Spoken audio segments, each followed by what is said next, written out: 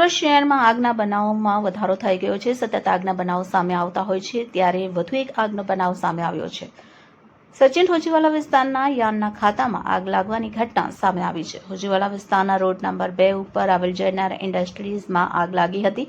ડિંડોલી અને ભેસ્તાનની કુલ 5 જેટલી ફાયરની ગાડીઓ ઘટનાની જાણ થતાં બનાવ સ્થળે પહોંચી છે। 2 કલાકથી વધુનો સમય થઈ ગયો પરંતુ આગ યથાવત છે। હાલ ફાયરના જવાનો આગ પર પાણીનો મારો ચલાવી કાબુ મેળવવાનો પ્રયાસ કરી રહ્યા છે।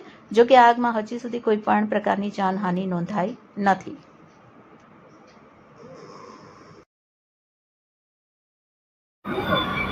સચિન પોલીસ વિસ્તારમાં હોજીવાલા ઇન્ડસ્ટ્રી એરિયા છે જેમાં જાગૃતિ પ્લાય કરીને કંપની આવેલા હતા। એના પ્લાયના બિઝનેસ છે ત્યાં આગ લાગેલા છે અને 2 કલાક જેવો સમય થયેલ છે।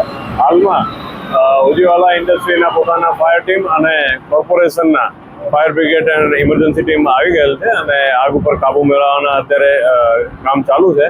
કોઈ જાનહાનિના બનાવ બનેલ નથી અને પોલીસ સ્ટાફ સચિન અને બીજા પોલીસ અધિકારીઓ અને સ્ટાફ અત્યારે સ્થળ ઉપર હાજર છે।